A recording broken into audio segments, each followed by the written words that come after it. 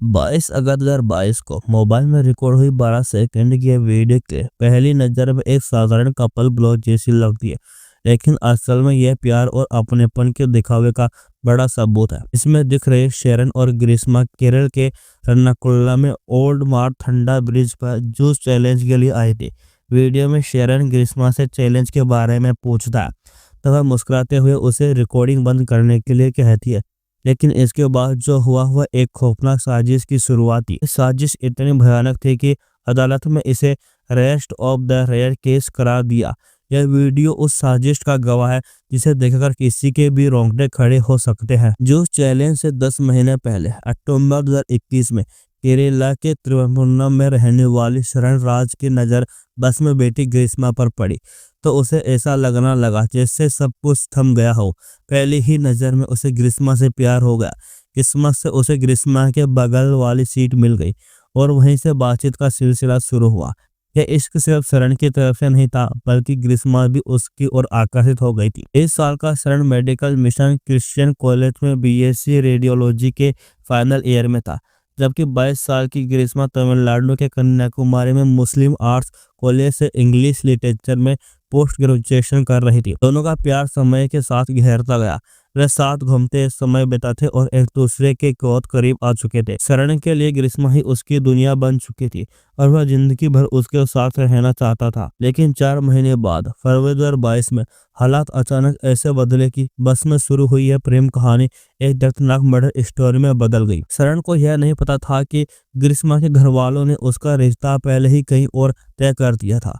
सबसे चौंकाने वाली बात यह थी कि ग्रीष्मा इस रिश्ते से खुश भी थी, क्योंकि नागरकोइल का वह लड़का आर्मी में था और उसकी नौकरी स्थिर थी, जबकि शरण ग्रीष्मा के साथ जिंदगी बिताने का सपना देख रहा था। ग्रीष्मा के लिए यह रिश्ता बस एक अफेयर जैसा था, जिसे वह तब तक निभा रही थी तब तक उसे कोई बेहतर विकल्प नहीं मिल जाता। आखिरकार 4 मार्च 2022 को ग्रीष्मा की सगाई हो गई और शादी की तारीख भी अगले साल के लिए तय कर दी गई। यह खबर सुनते ही शरण ने ग्रीष्मा से दूरी बना ली और ब्रेकअप कर लिया, लेकिन ग्रीष्मा ने ही दोबारा उसे वापस अपनी जिंदगी में लाने की कोशिश की। उसने शरण से वादा किया कि वह उसी से शादी करेगी और नवंबर में उसके साथ घर छोड़कर भाग जाएगी।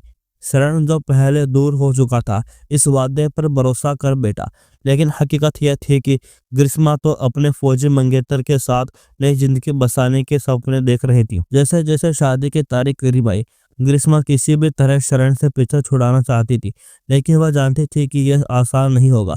इसलिए उसने कुंडली दोष का बहाना बनाया और शरण से कहा कि उसकी कुंडली में जातक दोष है, जिसमें पहले पति की मौत तय होती है। यह सब एक चाल थी ताकि शरण खुद ही पीछे हट जाए, लेकिन यह चाल उल्टी पड़ गई। शरण ने इन बातों को अंधविश्वास मानते हुए कहा कि वह अभी के अभी शादी कर यह साबित कर देगा कि वह इन बातों से डरता नहीं है। ग्रीष्मा ने उसे समझाने की बहुत कोशिश की, कई बहाने बनाए, लेकिन शरण किसी भी हालत में मानने को तैयार नहीं था।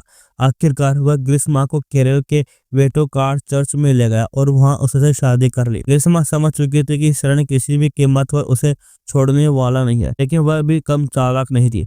उसने तुरंत अपना दावा पलटा और शादीशुदा पत्नी की तरह व्यवहार करने लगी। जब भी वह शरण के साथ होती तो मांग में सिंदूर और गले में मंगलसूत्र पहन लेती। चर्च में शादी करने के बाद 13 और 18 अगस्त 2022 को दोनों ने कन्याकुमारी के स्तर पारा आपू के गोल्ड कैसल होटल में चेक इन किया और उनके बीच शारीरिक संबंध भी बने। शरण इसे एक सच्चे रिश्ते की तरह देख रहा था और बेहद खुश था, लेकिन ग्रीष्मा के दिमाग में एक नई साजिश जन्म ले रही थी। इस साजिश का प्लॉट उसने केरला के एर्नाकुलम में ओल्ड मारथंडा ब्रिज पर तैयार किया। उसने शरण को जूस चैलेंज के बहाने वहां बुलाया। जब शरण ने इसे एक कपल मोमेंट समझकर वीडियो रिकॉर्ड करना शुरू किया तो ग्रीष्मा असहज हो गई। असल में वह पहले ही एक मैंगो फ्लेवर जूस की बोतल में 50 पैरासीटामोल की गोलियां मिला चुकी थी।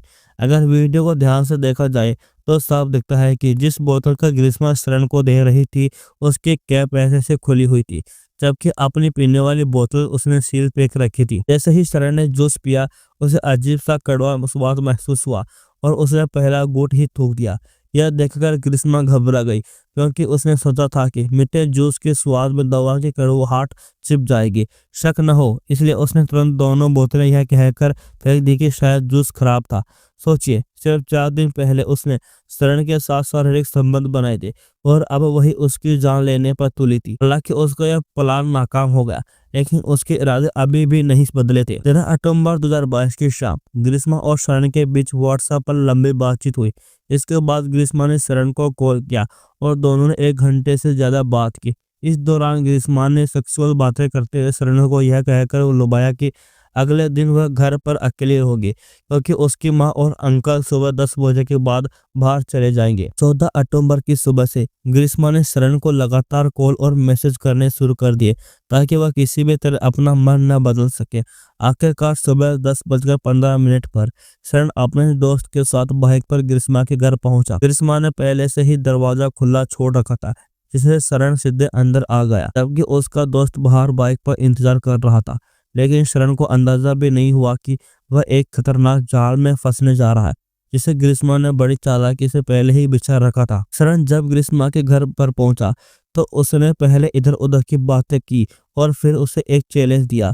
उसने कहा, तुम हमेशा मेरे कसाई आयुर्वेदिक काढ़ा पीने का मजाक उड़ाते हो, तो क्यों न आज तुम इसे पीकर दिखाओ। शरण को यह चैलेंज मजाकिया लगा, क्योंकि वह अक्सर ग्रीष्मा के कसाई पीने पर हंसी मजाक किया करता था। लेकिन वह यही नहीं जानता था कि इस बार यह कोई साधारण कसाई नहीं था। ग्रीष्मा इसमें पहले से ही जहर मिला हो चुकी थी। इस कसाई में उसने अपनी मां की घुटनों की दवा भी मिला दी थी, जो पुवर के गायत्री अस्पताल से लाई गई थी। ग्रीष्मा ने इसे हल्के में जहर नहीं मिलाया था, बल्कि उसने पहले इस पर गहरी रिसर्च की थी, ताकि कोई भी शक न करे और शरण की मौत निश्चित हो जाए। शरण की सबसे बड़ी गलती यह थी कि उसने इस बेकार के चैलेंज को स्वीकार कर लिया और पूरा कसाया पी लिया है। इसका स्वाद बहुत कड़वा था, लेकिन ग्रीष्मा ने पहले से ही फ्रूटी खरीद रखी थी, ताकि वह तुरंत शरण को पिला सके और कड़वे स्वाद को छिपा सके। लेकिन तब तक जहर शरण के शरीर में पहुंच चुका था। कुछ ही मिनटों में जहर ने असर दिखाना शुरू किया। पहले शरण को ग्रीष्मा के घर के टॉयलेट में उल्टियां हुई, फिर वह घबराकर बाहर भागा और सड़क के किनारे फिर से उल्टी करने लगा। बाहर खड़ा उसका दोस्त यह देखकर हैरान रह गया। उसने तुरंत शरण को बाइक पर बैठाया और घर की ओर निकल पड़ा, लेकिन रास्ते में शरण की तबीयत और बिगड़ने लगी। वह बार बार बाइक रुकवाकर उल्टी करता रहा। शरण के दोस्त रेजन को समझ नहीं आ रहा था कि अचानक उसे क्या हो गया। जब उसने शरण से पूछा तो उसने बताया कि कसाया और फ्रूटी पीने के बाद से ही उसे उल्टियां हो रही है। उसे लगा कि यह एक कसाया और फ्रूटी का कोई रिएक्शन है और थोड़ी देर में सब ठीक हो जाएगा। लेकिन किसी को अंदाजा भी नहीं था कि अगले 3 दिनों में 3 अलग अलग अस्पताल बदलने के बावजूद उसकी हालत और भी ज्यादा बिगड़ती चली जाएगी। शरण ने कभी सपने में भी नहीं सोचा था कि जिसे वह सबसे ज्यादा प्यार करता है, वही लड़की उसे मौत के मुंह में धकेलने वाली थी। अब जो हुआ वह न सिर्फ किसी का भी खून खोल सकता है, बल्कि कई सवाल भी खड़े कर देता है। शरण जब ग्रीष्मा के घर से निकला तो उसे ग्रीष्मा का एक टेक्स्ट मैसेज मिला। उसमें वह उसे समझाने की कोशिश कर रही थी कि उल्टियाँ होना सामान्य है, क्योंकि उसे अभी कसाई पीने के बाद उल्टी हुई थी। उसने शरण से माफी मांगते हुए कहा कि यह सब उसकी गलती थी और वह इस बात को लेकर बहुत परेशान है। यह सभी मैसेज शरण के घर से निकलने के बाद और दोपहर 12:30 बजे तक भेजे गए थे। ठीक 20 मिनट बाद 12:50 पर ग्रीष्मा ने शरण को वीडियो कॉल करने के लिए कहा, लेकिन लगातार उल्टियां होने की वजह से शरण बहुत थक चुका था और उसने कॉल पर आने से मना कर दिया। उसने बताया कि घर लौटते वक्त उसे 3 बार हरे रंग की उल्टी हुई है। ग्रीष्मा लगातार खुद को कोस रही थी, माफी मांग रही थी, लेकिन यह इसलिए नहीं था कि वह अपने किए हुए अपराध को कबूल कर रही थी। यह उसका एक दिखावा था, ताकि उसकी असली साजिश किसी को समझ में आए। दूसरी तरफ शरण को अब भी ग्रीष्मा पर पूरा भरोसा था। वह खुद उसे तसल्ली दे रहा था, यह कहकर कि कोई दिक्कत नहीं है, इसमें तुम्हारी कोई गलती नहीं है, मैं जल्द ही ठीक हो जाऊंगा। लेकिन उसे नहीं पता था कि जिसे वह बेगुनाह समझ रहा था, वह उसकी मौत की असली वजह बनने वाली थी। ग्रीष्मा की यह नाटक कर शरण को मारने और गुमराह करने वाली चाल काम कर गई थी। शरण को अभी भी यह अंदाजा नहीं था कि यह सब ग्रीष्मा ने जानबूझकर किया है। ग्रीष्मा इतनी चालाक थी कि उसने हर हाल में शरण का ध्यान इस और मोड़ना चाहा कि उल्टी कसाई की वजह से नहीं, बल्कि उस जूस की वजह से हो रही है जो उसने कसाई पीने के बाद पिया था। इसी वजह से उसने शरण से कहा कि उसे भी उल्टी हुई थी, लेकिन वह हरे रंग की नहीं थी। यह सब शरण का ध्यान भटकाने के लिए कहा गया था, ताकि वह अपने इस लक्षणों को हल्के में ले और इलाज में देरी हो, जिससे उसकी जान को और ज़्यादा खतरा हो जाए। उसी शाम 5:30 बजे शरण बार-बार ग्रीष्मा से कहता रहा कि वह उसे व्यक्ति से संपर्क करे जिसने उसे कसाई दिया था, लेकिन ग्रीष्मा सब जानते हुए भी कुछ नहीं बताती। उल्टा वह शरण से यही पूछती रही कि क्या उसे अस्पताल में भर्ती कराया गया। शरण ने उसे बताया कि वह पूरी रात शरण उल्टियाँ करता रहा, लेकिन ग्रीष्मा को कोई परवाह नहीं थी। अगले दिन 15 अक्टूबर 2022 को यह पता चला कि ग्रीष्मा ने कुछ मैसेज डिलीट कर दिए थे। उसी दिन सुबह 9 बजे शरण ने नाराज होकर ग्रीष्मा से कहा कि उसी के कसाई वाले चैलेंज की वजह से उसकी ये हालत हुई है, लेकिन ग्रीष्मा ने फिर वही बात दोहराई कि जो सी उसकी तबीयत खराब होने की असली वजह है। उसने फिर से माफी मांग ली ताकि शरण को शक न हो। दोपहर 2 बजे से लेकर 3:30 बजे के बीच किए गए मैसेज ने शरण ने ग्रीष्मा को बताया कि तेज गले के दर्द की वजह से वह ठीक से बोल भी नहीं पा रहा है और पानी का एक घूंट तक नहीं पी पा रहा है। उसने यह भी लिखा कि वह अब बहुत बीमार महसूस कर रहा है और आगे न तो बात कर सकता है और न ही कॉल अटेंड कर सकता है। 2 दिन बाद 17 अक्टूबर 2022 को शरण ने अपनी आखिरी मैसेज में ग्रीष्मा को बताया कि उसका इलाज मेडिकल कॉलेज हॉस्पिटल में चल रहा है।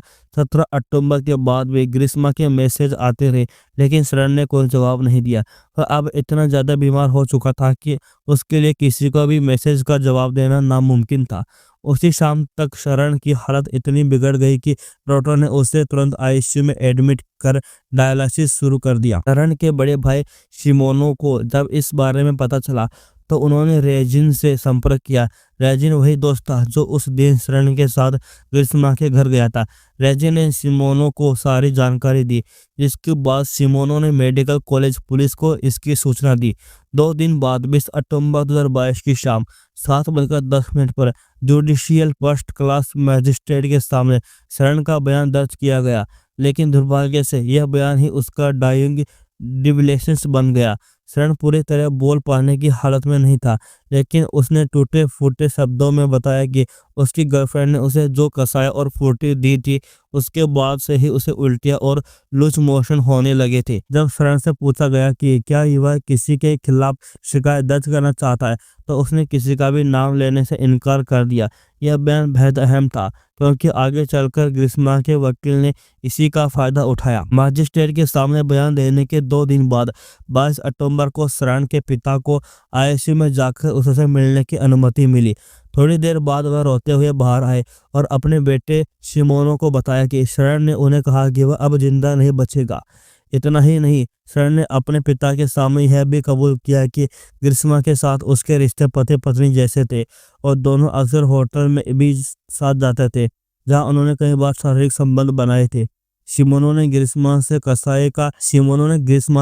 कसाई का प्रिस्क्रिप्शन मांगने की कोशिश की, लेकिन ग्रीष्मा ने इसे लेकर कहीं झूठ बोले। उसने कहा कि उसकी मां ने बोतल दो डाली थी, जिससे लेबल हट गया और डॉक्टर ने कोई प्रिस्क्रिप्शन नहीं दिया था। जब शिमोनो ने बोतल के कैप की तस्वीर मांगी तो उसने फिर से झूठ बोला कि ओरिजिनल बोतल उसकी मां के पास है और वो दवा को दूसरी बोतल में ढालकर देती है। ग्रीष्मा नहीं चाहती थी कि शरण को समय पर इलाज मिले और उसने हर हाल में रूट कॉज को छुपाने की कोशिश की। दुर्भाग्यवश वह इसमें सफल हो गए और शरण के लिवर और किडनी ने काम करना बंद कर दिया था। शुरुआत में इसे कॉपर सल्फेट की पॉइजनिंग माना गया और इसे अलग अलग मेडिकल डिपार्टमेंट में शिफ्ट कर दिया गया, लेकिन अगले 72 घंटों में शरण की हत्या और भी बिगड़ गई और डॉक्टर के सभी प्रयासों के बावजूद 25 अक्टूबर 2022 की शाम 5:50 पर शरण ने दम तोड़ दिया। यह 11 दिन शरण के लिए किसी यातना से कम नहीं था, जहां वह पानी की एक बूंद भी नहीं पी सका। अगले दिन 26 अक्टूबर 2022 को शिमोनो ने पुलिस स्टेशन में अपना बयान दिया, जिसके बाद एफआईआर रजिस्टर की गई और शरण की बॉडी को पोस्टमार्टम के लिए भेज दिया गया।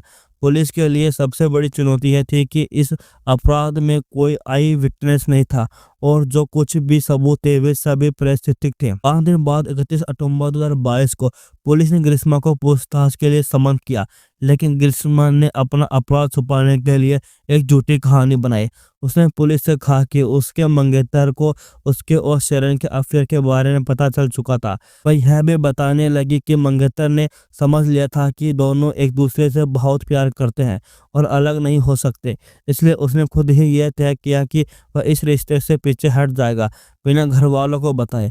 ग्रिश्मा ने आगे बताया कि 13 अक्टूबर को शेरन ने उसे मिलने के लिए बुलाया था, लेकिन वह बार बार मना कर रही थी। इसके बावजूद शेरन 14 अक्टूबर को उसके घर आया और वहां उसने बेड पर रखा इंजेक्टमेंट का एल्बम देखा। ग्रिश्मा का फोन चेक किया और मंगेतर से हुई कॉल हिस्ट्री देखी, जिससे वह गुस्से में आ गया और ग्रिश्मा पर हाथ उठा दिया। ग्रिश्मा ने यह भी बताया कि शेरन ने वॉशरूम जाते वक्त बेड के पास रखी दवा पी ली थी, जो उसने अपनी मां के लिए बनाई थी। उसने यह दावा किया कि शेरन ने खुद से वह दवा पी थी और ग्रिश्मा ने उसे जहर नहीं दिया। इसके अलावा ग्रिश्मा ने पुलिस स्टेशन में टॉयलेट क्लीनर पीने का नाटक किया।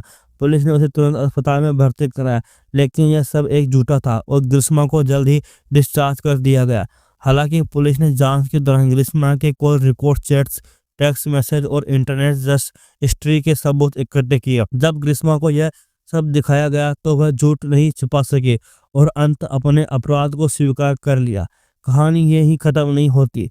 पुलिस ने ग्रिश्मा के साथ उसकी मां और अंकल को भी गिरफ्तार कर लिया।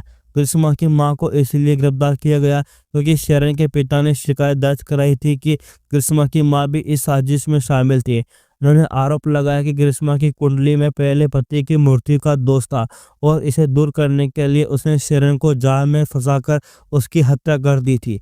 ग्रिश्मा के अंकल निर्मल कुमार नायर को सबूत मिटाने के आरोप में गिरफ्तार किया गया।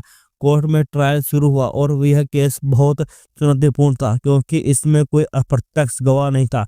पुलिस को सर्कमस्टेंशियल, वैज्ञानिक और डिजिटल सबूतों के जरिए यह साबित करना था कि ग्रिश्मा ने शेरन की हत्या इसलिए की ताकि वह किसी और से शादी कर सके। पुलिस ने ग्रिश्मा की सारी डिलीट की गई व्हाट्सएप चैट्स की जांच की और यह पाया कि 13 अक्टूबर को ग्रिश्मा ने शेरन को सेक्सुअल फेवर देने का लालच देकर उसे अगले दिन घर बुलाया था। 22 अगस्त 2022 को जूस चैलेंज के नाम पर ग्रिश्मा ने शेरन को पैरासीटामोल की उच्च डोज दी थी और यह ग्रिश्मा की क्रोम सर्च हिस्ट्री से साबित हुआ। उसने उसी दिन इंटरनेट पर टॉक्सिसिटी और पॉइजनिंग के बारे में कई आर्टिकल सर्च किए थे। शेरन की पोस्टमार्टम रिपोर्ट से यह चौंकाने वाला खुलासा हुआ कि उसके शरीर में एक कोरोसिव पॉइजन था, जिससे उसके अंगों को गंभीर नुकसान हुआ था। डॉक्टर्स का कहना था कि शेरन के फेफड़ों में हुई चोट से यह संभावना बढ़ती थी कि उसे हर्बिसाइड दिया गया था। हर्बिसाइड एक खतरनाक केमिकल है जो जंगली पौधों और घास को खत्म करने के लिए इस्तेमाल होता है। ग्रिश्मा के अंकल निर्मला कुमार नायर एक कृषि विशेषज्ञ थे और उसी घर में रहते थे जहां शेरन आखिरी बार ग्रिश्मा से मिलने गया था। पुलिस ने जांच में पाया कि ग्रिश्मा के अंकल ने एक खतरनाक हर्बिसाइड खरीदा था जो सरकारी तौर पर बैन था। यह हर्बिसाइड इतने खतरनाक था कि इसे शरीर में जाने के बाद केवल 1 घंटे में किडनी, लिवर और लंग्स पर असर डालने लगता है। यदि इसे 24 घंटे में डिकवर किया जाता तो डायलिसिस के जरिए शेरन को बचाया जा सकता था। ग्रिश्मा जानती थी कि यह केमिकल इतना खतरनाक है और उसने इंटरनेट पर इसकी जानकारी हासिल की। यह सभी जानती थी कि अगर शेरन को इलाज मिलने में देरी होती तो उसे बचाना मुश्किल हो जाता, इसलिए उसने शेरन और उसके भाई को लगातार गुमराह किया ताकि इलाज में देरी हो और शेरन को बचाया न जा सके। सोचिए किस लेवल का घटियापन था इस लड़की के अंदर। 28 अक्टूबर 2022 को यानी शेरन की मौत के 3 दिन बाद ग्रिश्मा को डर था कि पुलिस उसके डिलीट किए गए डाटा को रिट्रीव कर सकती है। उसने उस हर्बिसाइड की बोतल का स्टिकर हटाकर एक रबर प्लांटेशन में फेंक दी, जहां से उसके अंकल ने उसे उठाकर पाइनएप्पल प्लांट में छुपा दिया। बाद में सख्त पुलिस पूछताछ में उसने इसे एक्सेप्ट किया। पुलिस ने ग्रिश्मा और शेरन के बीच हुई व्हाट्सएप चैट्स और ढेर सारे एविडेंस कोर्ट में पेश किए। ग्रिश्मा ने अपने डिफेंस में एक नई कहानी बनाई। उसने कहा कि शेरन उसे ब्लैकमेल करता था और अगर उसने उससे शादी नहीं की तो उसके प्राइवेट फोटो लीक कर देगा। उसने यह भी दावा किया कि शेरन उसे शारीरिक रूप से टॉर्चर करता था। ग्रिश्मा के डिफेंस काउंसिल ने यह दलील दी कि शेरन ने अपने डोइंग डिक्लेरेशन में ग्रिश्मा का नाम नहीं लिया था। उनका कहना था कि शेरन की पहली एफआईआर में भी फाउल पल्ले का जिक्र नहीं था। हालांकि पुलिस के सख्त जांच के बाद ग्रिश्मा के फोन डाटा और इंटरनेट सर्च हिस्ट्री ने उसकी कहानी को झूठा साबित कर दिया। केरला के हाई कोर्ट से बेल मिलने के बाद ग्रिश्मा और उसके अंकल को कुछ समय के लिए जेल से बाहर भेजा गया। ग्रिश्मा को बेल केवल इस वजह से मिली कि उसने जांच में सहयोग किया था और उसकी उम्र कम थी। लेकिन शेरन की फैमिली ने हार नहीं मानी और कानूनी लड़ाई जारी रखी। केरला की कोर्ट ने 95 गवाहों के बयान, 323 डॉक्यूमेंट्स और 51 मटेरियल एविडेंस को ध्यान में रखते हुए ग्रिश्मा को दोषी ठहराया। कोर्ट ने माना कि ग्रिश्मा के पास शेरन को मारने का स्पष्ट मकसद था, क्योंकि उसकी शादी पहले से तय हो चुकी थी और वह शेरन से पीछा छोड़ना चाहती थी। कोर्ट ने कहा कि इस हत्या को इतनी बुरी तरह से अंजाम दिया गया कि यह rest of the rare case है। ग्रिश्मा ने अपनी जमानत के लिए कोर्ट से कम सजा की अपील की। यह कहते हैं कि वे केवल 24 साल की है और उसका कोई क्रिमिनल रिकॉर्ड नहीं है। लेकिन कोर्ट ने यह माना कि वह फिर से ऐसा अपराध कर सकती है और उसे सुधार नहीं जा सकता। अंत में कोर्ट ने ग्रिश्मा को मौत की सजा सुनाई, जबकि उसके अंकल को 3 साल की सजा दी गई। इस मामले में ग्रिश्मा ने स्वीकार किया कि उसने शेरन को मारने की कोशिश 10 बार की थी। जांच में यह भी सामने आया कि शेरन से पहले ग्रिश्मा के 4 और अफेयर्स थे। इस फैसले से बहुत से लोग खुश हैं, लेकिन कुछ का मानना है कि ग्रिश्मा सुप्रीम कोर्ट में अपील कर इस सजा से बच सकती है। हालांकि यह मामला सिर्फ एक जेंडर का नहीं है, बल्कि हमें यह सिखाता है कि रिश्ते और भरोसा हमेशा सावधानी से संभाले जाने चाहिए। आजकल लोग बाहर से कुछ और होते हैं और अंदर से कुछ और, इसलिए हमें अपनी फैसले लेने में समझदारी और सूझबूझ का ध्यान रखना चाहिए। മൊബൈൽ ദൃശ്യങ്ങളിലേക്ക് ഒരിക്കൽ കൂടി ഇതെന്തോന്നാണ് കളിയെന്തോന്നാണ് പറ റെക്കോർഡ് ചെയ്യാണ് പറ എന്തോന്നാണ് ചലഞ്ച് ഇതെന്തോന്നാണ് കളിയെന്തോന്നാണ് പറ റെക്കോർഡ് ചെയ്യാണ് പറ എന്തോന്നാണ് ചലഞ്ച് ഇതെന്തോന്നാണ് കളിയെന്തോന്നാണ് പറ റെക്കോർഡ് ചെയ്യാണ് പറ എന്തോന്നാണ് ചലഞ്ച്